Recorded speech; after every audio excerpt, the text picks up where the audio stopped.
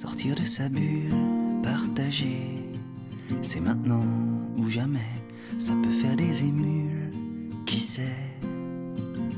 Salut Carla. Salut Stéphane. Comment vas-tu? Super. On est bien au bord là. d'un lac. Ah ouais, super. Une eau vert émeraude. Il commence à faire chaud. Ouais. Ça On fait est du bien. début juin. Eh bien écoute, très heureux de te recevoir, tout de moins de te rencontrer et de te proposer cette prise de parole pour notre série La Vingtaine en action. Puisque tu as 22 ans. C'est ça. Voilà. Alors déjà, histoire de nous proposer une petite surprise, peux-tu nous dire d'où tu viens? Alors, je viens de Nouvelle-Calédonie. D'accord. Donc, en Nouvelle-Calédonie, là, il doit être 4 h du matin. et du coup, je suis venue en France pour faire mes études. D'accord. Et j'attaque ma 4e année en France. D'accord. Donc tu es à Paris? Tu fais Je tes suis à études à Paris? Et ça D'accord. fait 1 an et demi que j'y suis. Ok. Et que j'apprends tous les jours. D'accord. Alors donc là, on est dans le Lot-et-Garonne, au pied de la Maison Forte, donc un tiers-lieu dans lequel tu fais un stage pour tes études. Et donc on est du coup en pleine nature et j'aimerais qu'on parle de... On a longuement parlé ensemble pour essayer d'organiser cette petite vidéo pour la faire la plus synthétique possible et intéressante. Et donc déjà, j'aimerais qu'on parle un petit peu santé, que tu nous donnes un petit peu tes inspirations et tes choix à ce sujet-là. Donc alors dis-nous un petit peu... On va dire que tout est venu naturellement. Ouais. Parce que ma mère s'est mise à l'aromathérapie quand je suis arrivée au monde et elle m'a soignée à ça depuis que je suis petite. Du coup, l'idée de prendre des médicaments, elle ne me vient pas parce que j'ai l'habitude de prendre des huiles essentielles quand j'en ai besoin. D'accord.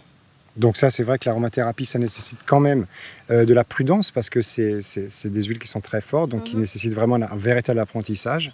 Et mais bon, j'ai l'impression que maintenant, à 22 ans, tu maîtrises et tu sais doser les choses. J'appelle toujours ma mère pour savoir des fois... Voilà, toujours se faire encadrer voilà, quand même par des personnes qui sont passionnées de ça et un peu plus spécialisées que...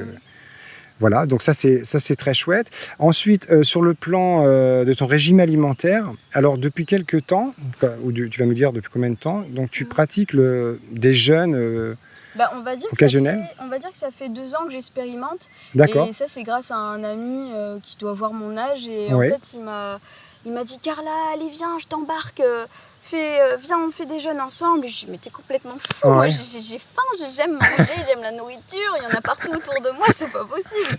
Il me fait « mais si t'inquiète pas, tu vas y arriver ». Et donc au début il commençait sans moi et je voyais qu'il y arrivait. Et c'était des jeûnes hydriques? Il buvait quand même ou... Alors le premier jeûne qu'il a fait, il a fait 2 semaines, après il a fait 3 semaines et au bout de la 3e semaine il a fait sans eau. Oula. Et en même temps, il arrivait à me faire à manger. Il arrivait à me faire à manger devant des amis. Je me suis dit, bon, il va falloir peut-être que j'essaye. Ouais. Et j'ai essayé et au final, ça m'a fait rendre compte de beaucoup de choses. Déjà de mon corps, parce que je l'oublie assez facilement. Ouais. Maintenant, même si je fais des jeûnes, ça se réexpérimente à chaque fois. D'accord. Et grâce à ça, j'ai compris que mon corps, en fait, il pouvait rétablir d'autres choses. Se régénérer seul, en fait, sans besoin d'une aide extérieure. J'étais assez impressionnée par ça. Ça m'a régulé beaucoup de choses. C'est sûr qu'on vit dans une abondance de nourriture, c'est-à-dire qu'à tout moment, maintenant, on a même des supermarchés qui sont ouverts jusqu'à très tard le soir. À tout moment, on peut acheter n'importe quoi et le manger tout de suite. Et en fin de compte, la nature, c'est pas ça, quoi. C'est quand même de manger modérément. Et puis, le fait de jeûner... je pense que ça m'a aussi beaucoup aidé à m'écouter, en fait. Parce que c'est pas quelque chose que je fais encore là maintenant. Mais c'est vrai que quand on jeûne, j'ai l'impression qu'on s'écoute bien plus. Et qu'il y a bien moins, on va dire, de bouchons. Et tout est plus fluide, en fait. D'accord. Il y a simplement besoin de s'écouter et après tout refonctionne. Moi, ça m'intéresse aussi. J'en ai fait simplement une fois, mais je vais récidiver, Je vais me réintéresser et refaire de 3 jours. Et moi, ce qui m'a fait halluciner, c'est le temps que ça donne du coup. On n'a pas à cuisiner, on n'a plus. Et pendant... Ouais, mais ça nous donne un temps libre incroyable, quoi. On n'a plus à manger, on n'a plus à... Et pendant ce temps-là, notre corps travaille, quoi. C'est pas... Mais bon, faut se mettre quand même au repos, il faut être, comme tu dis, très à l'écoute. Et toi, tu ressens comme ça, à travers tes jeunes, depuis 2 ans, une forme de bien-être en toi et justement, en plus, grâce à ça, et grâce à ce que j'essaye de comprendre, de faire lien, en fait, avec tout ce que je fais tous les jours, ainsi que les projets que je fais... dans la création des choses, j'essaye de faire lien. Par exemple, tu disais que quand on cuisine plus, ça nous met à un temps beaucoup peut-être plus long, etc. Donc on a à réadapter en fait notre quotidien. Donc au début c'est assez spécial.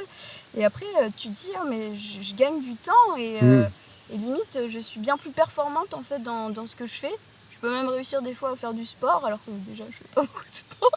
Mais tu vois, en plus, là on parle de cohérence, en fin de compte, parce que c'est cohérent avec ton mode, avec l'aromathérapie et tout ça, en fin de compte, de faire des jeûnes.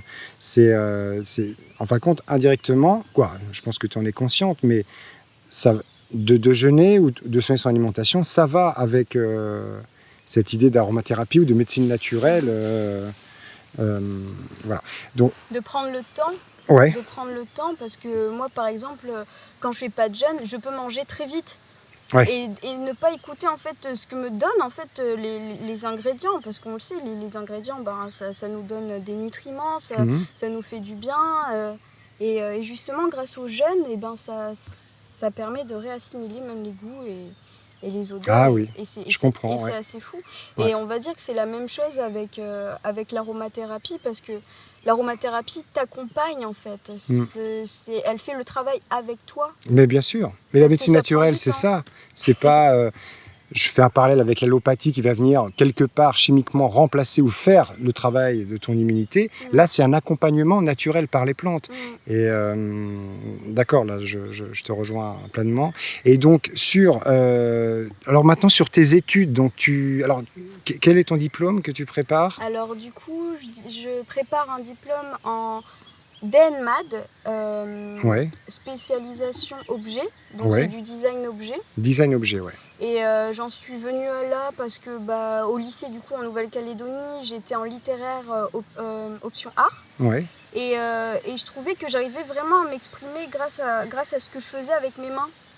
D'accord. Mais justement, je pense que je suis venue chercher en fait le design objet parce qu'il y avait un lien avec ce qui nous entourait. Et on va dire la nature humaine, elle se trouve aussi à travers les objets. Et je me suis dit, c'est peut-être à partir de ça que je vais pouvoir m'exprimer, parce que des fois c'est un peu flou. D'accord.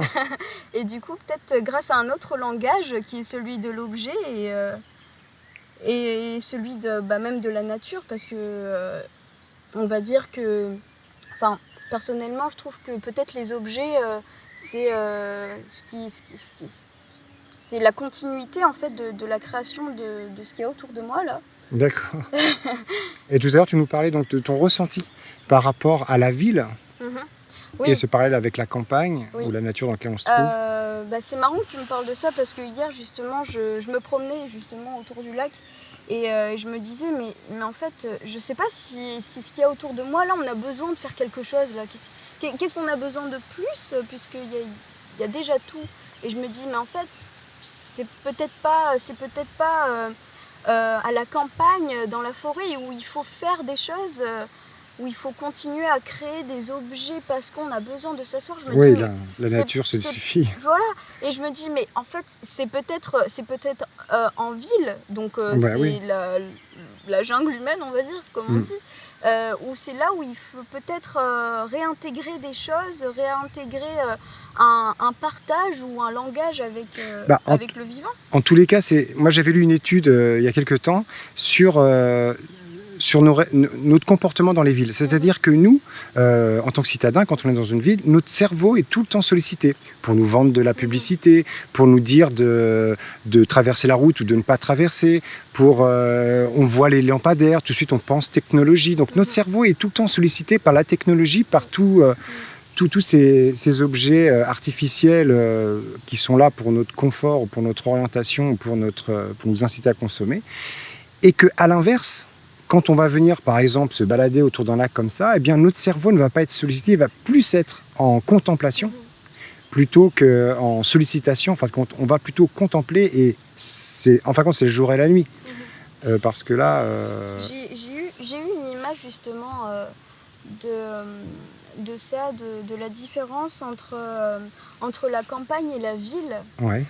Grâce, je pense, à un artiste qui s'appelle Friedrich Andertwaser. Ouais.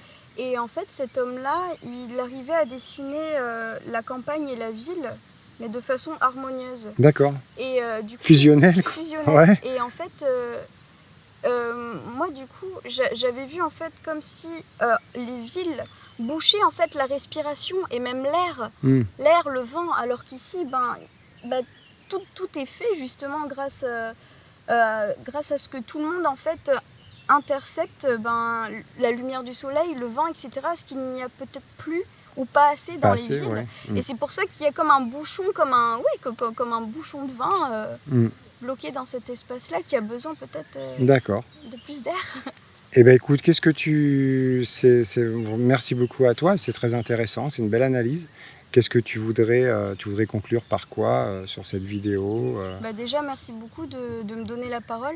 Avec plaisir. Parce que ça donne confiance. Ça donne confiance parce que des fois, je peux me rabaisser par mon âge, alors qu'en fait, quand on se retrouve là par terre, on a tous le même langage qu'on voit en face de nous. Et voilà.